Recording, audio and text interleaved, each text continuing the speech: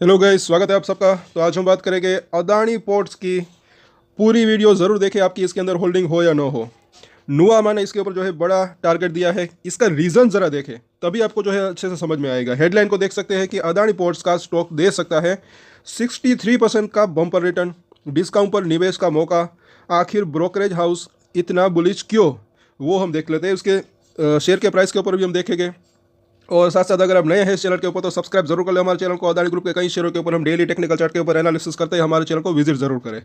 यहाँ पर जो है, और सबसे पहली बात है, अगर इतने रिटर्न मिलते हैं 63% के आसपास के, तो ये कम नहीं होते 1 साल 2 साल में, ऐसा मुझे लग रहा है बैंक एफडी की तुलना में अगर आप बात करें तो। और अब यहाँ पर देखते हैं कि ऐसा क्यों लग रहा है नुआमा को। तो अदानी ग्रुप के स्टॉक अदानी पोर्ट्स ने में निवेश का शानदार मौका है। जो है ये अपने 1 साल के हाई यानी कि 1600 रुपये के आसपास का जो बनाया था, एक तो 25% इनकी जो है भारी डिस्काउंट यानी कि 1200 रुपये के आसपास ट्रेड कर रहा है। शेयर ने 3 जुलाई 2024 को अपना साल का ये जो है हाई बनाया था। ब्रोकरेज हाउस नुआमा ने शेयर में 1960 रुपये के बड़े टारगेट प्राइस के साथ निवेश की सलाह दी। इसका मतलब है कि अदानी पोर्ट का स्टॉक करंट प्राइस की तुलना में 63% का रिटर्न दे सकता है। कंपनी के फंडामेंटल मजबूत है और शेयर को लेकर यह अनुमान बताता है कि अदानी ग्रुप को लेकर हालिया रिश्वतखोरी के आरोपों से बेअसर है। ब्रोकरेज हाउस ने शेयर में तेजी के आने के पीछे कुछ जरूरी बात का जो है हाईलाइट किया है, इसको हम देख लेते हैं। एक तो जो है भारत में विस्तार करने को तैयार, तो किसी भी अधिग्रहण को छोड़कर अदानी पोर्ट साल 2030 तक 1000 MNT कार्गो वॉल्यूम का लक्ष्य रख रहा है, जिसका मतलब है कि इसमें 15% CAGR ग्रोथ का लक्ष्य है। अच्छी खासी यहाँ पर ग्रोथ आ सकती है इसके बिजनेस की अगर बात करें तो। और वित्त वर्ष 2024 से 29 में कंसोलिडेटेड रेवेन्यू इबिटा 20% 18% जो है कि CAGR से बढ़ने का अनुमान है, जिसे मुख्य रूप से बंदरगाहों यानी कि 16-17% CAGR द्वारा लीड किया जाएगा। अदानी पोर्ट के पास वर्तमान में 633 MNT की डोमेस्टिक इंस्टॉल्ड कैपेसिटी है और वह भारत में विस्तार के लिए तैयार है। वहीं इंटरनेशनल प्रेजेंस बड़े पैमाने पर महत्वपूर्ण व्यापार मार्गों यानी कि दक्षिण पूर्व एशिया, अफ्रीका, मध्य पूर्व पर जो है कब्जा करने के लिए है। वह भी मजबूत लोकल पार्टनर्स के साथ गठजोड़ के माध्यम से ही किया जाएगा, जैसा कि श्रीलंका, हाइफा और तंजानिया में देखा गया है। आगे और एक चीज़ देखें इस पॉइंट को कि लॉजिस्टिक बिजनेस प्रमुख ग्रोथ ड्राइवर। तो लॉजिस्टिक बिजनेस जो है कंपनी के लिए प्रमुख ग्रोथ ड्राइवर होगा। वित्त वर्ष 2024 से 29 में रेवेन्यू एबिटा में 46 से 48% CAGR का अनुमान जो है लो बेस पर, यानी कि क्योंकि कंपनी वैल्यू चेन अगर देखें तो कंटेनर, गैर कंटेनर मूवमेंट, वेयर हाउसिंग और मल्टी मॉडल लॉजिस्टिक पार्क पर फोकस करती है। तो ये एक महत्वपूर्ण लैंड बैंक बनाने की प्रक्रिया में है और अब तक जो है 100 से 120 बिलियन रुपए का कैपेक्स किया है। काफ़ी बड़ी रकम, ये जरा देखें तो सही, 100 से 100 बिलियन रुपए। और वित्त वर्ष 2029 तक 200 से 250 बिलियन रुपए के कैपेक्स की संभावना है। वित्त वर्ष 2029 तक ट्रकिंग और कंटेनर रैक्स लॉजिस्टिक रेवेन्यू में 2/3 योगदान देंगे। और आगे देखें इसकी बैलेंस शीट, तो वो भी मजबूत। यहाँ पर तो अदानी पोर्ट का बैलेंस शीट मजबूत बनी हुई है। ईबिटा के मुकाबले नेट डेट वित्त वर्ष 2011 में 3.3 से बढ़कर हाफ ईयर मतलब कि 2025 में जो है 2 गुना 2.0 हो गया है।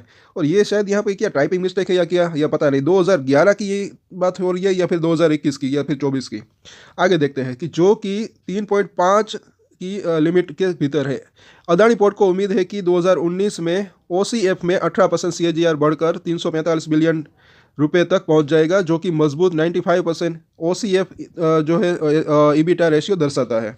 सो इसकी जो है पूरी रिपोर्ट है। और आखिर में यहाँ पर देखें तो विंजिज्म भारत का पहला सेमी ऑटोमेटिक ट्रांसशिपमेंट टर्मिनल औपचारिक रूप से दिसंबर 2024 से चालू होने की संभावना है और जिसकी शुरुआती नेम प्लेट क्षमता 2028 तक 1 मिलियन TEU और 3 मिलियन TEU होगी। फेज 2 के बाद सेमी ऑटोमेशन के कारण अदानी पोर्ट नेम प्लेट क्षमता से 30 से 40% अधिक वॉल्यूम कर सकता है। फेज 1 में कैपेक्स में अदानी पोर्ट की हिस्सेदारी 35 से 40 बिलियन रुपए है, बाकी केंद्र और राज्य सरकार द्वारा समर्थित। और फेज 2 में निवेश कम होगा क्योंकि प्रारंभिक निवेश आमतौर पर अधिक होता है।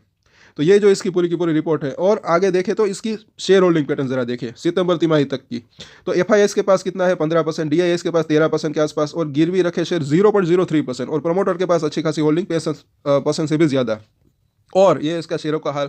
एक इसके अंदर जो है खास चीज़ मुझे ऐसा लग रहा है कि ये शेयर क्या है, स्लो है, धीमा है, इसके अंदर गिरावट भी कम आती है, तेज़ी भी कम आती है। तो एक जो मतलब कि कहने का मतलब है कि वॉलेटिलिटी जो है वो इसके अंदर कम रहती है। तो जो लॉन्ग टर्म निवेशक है, मुझे ऐसा लग रहा है कि वो चाहे तो इसके ऊपर नजर रख सकते हैं। शॉर्ट टर्म की अगर हम बात करें तो इसके सपोर्ट और रजिस्टर भी हम देख लेते हैं। साथ साथ क्या है कि ये F&O के अंदर भी है। तो शॉर्ट टर्म की बात करें तो जो सपोर्ट दिख रहे हैं, पहले उसकी बात करें तो एक तो 1180 रुपये के आसपास का जोन जो कि 5 का सपोर्ट दिख रहा है, उसके नीचे जो है 1140 से 1120 का एक जोन, उसके नीचे अगर बात करें, ये तो लेवल थोड़ा सा दूर है लेकिन फिर भी इसकी बात कर लेते हैं 1040 से 1020 का जोन। तो ये 3 इसके सपोर्ट दिख रहे हैं शॉर्ट टर्म की बात करें तो। ये नज़दीकी सपोर्ट और ये थोड़ा सा दूर का सपोर्ट। रजिस्ट्रेशन की बात करें तो पहला रजिस्ट्रेशन इसका 1260 के आसपास का जोन। उससे पहले आज जो इसने जिस लेवल के ऊपर है, ये भी एक रजिस्ट्रेशन हो सकता है जो कि 1220 रुपये के आसपास का है।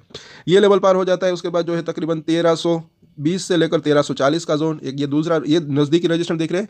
थोड़ा सा दूर के रजिस्ट्रेशन की बात करें तो 1500 रुपये के आसपास का जोन दिख रहा है। बस ये 1500 पार करता है, उसके बाद और तेज़ी की संभावना रह सकती है।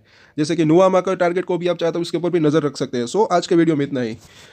लॉन्ग टर्म के लिए आप चाहे तो इसके ऊपर नजर बना के रख सकते हैं। इसके बाद के भी कुछ वीडियोस को जरूर देखें। आज के वीडियो में इतना ही। अगर अच्छा लगा तो लाइक, शेयर एंड सब्सक्राइब जरूर करें हमारे चैनल को। अपने दोस्तों के साथ शेयर भी जरूर करें। और एक स्टैंडर्ड डिस्क्लेमर जो कि मैं हमेशा देता हूं, आप कोई भी ट्रेड ले उससे पहले अपनी रिसर्च करें, अपने फाइनेंशियल एडवाइजर की सलाह ले, उसके बाद ही कोई डिसीजन ले। और डिसीजन ले तो उसकी जिम्मेदारी मैच्योरिटी के साथ खुद ही ले। ये वीडियो मैंने एजुकेशन पर्पस के लिए बनाई, मेरी तरफ से कोई भी बाय या सेल की रिकमेंडेशन नहीं है। Thank you.